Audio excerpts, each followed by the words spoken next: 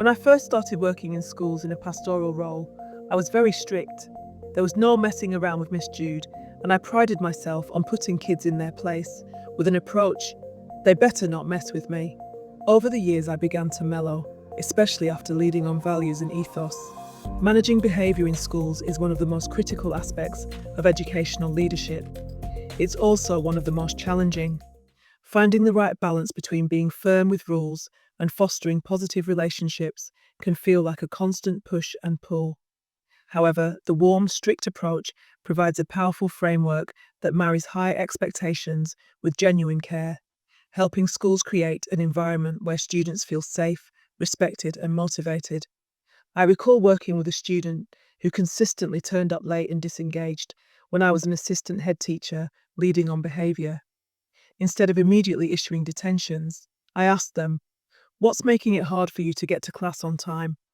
The student eventually opened up about struggles at home, which we addressed together with additional support, and I reaffirmed the expectations around attendance and punctuality to ensure the student was clear. This empathetic approach didn't mean lowering expectations, but rather recognizing that scaffolding was necessary for them to meet those expectations. This method rests on a simple but profound idea. It's possible to be both warm and strict without compromising either.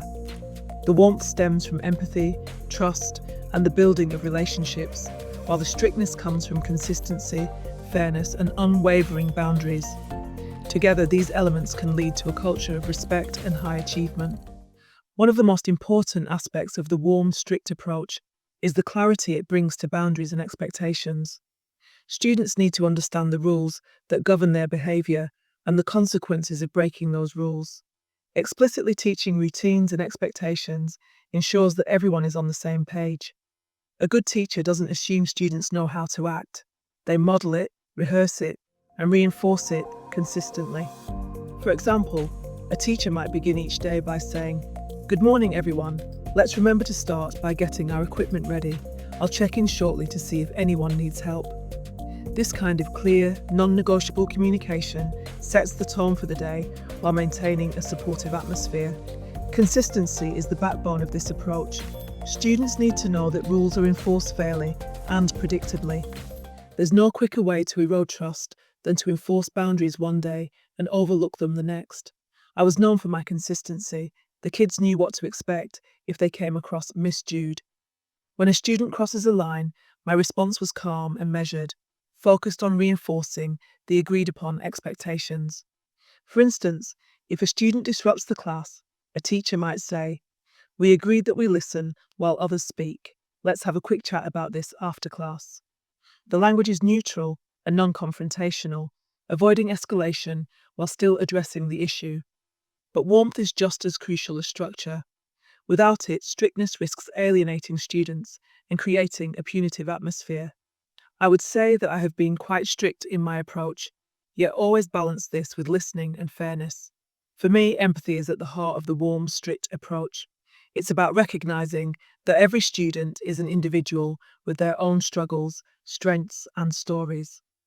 I firmly believe in behaviour being a form of communication, and a student who acts out may be dealing with challenges that aren't immediately visible, from difficulties at home to unaddressed learning needs. Thus, taking the time to understand these underlying issues can transform how we respond to behaviour. High standards are another cornerstone of the warm, strict philosophy. Students must be held to challenging yet achievable goals, paired with the belief that they are capable of meeting them. This requires providing the right tools and encouragement, whether it's breaking tasks into manageable steps or offering regular check-ins. When students know their teachers believe in their potential, it motivates them to rise to the occasion. Students always knew that I had their backs, and even if I had to reprimand them, they knew I had their best interest at heart. An essential component of this approach is what happens after a rule is broken. Restorative practices shift the focus from punishment to repair, helping students reflect on their behaviour and make amends. Rather than simply issuing a sanction, a restorative conversation might begin with, "What happened? How did it affect others? What can we do to fix this?"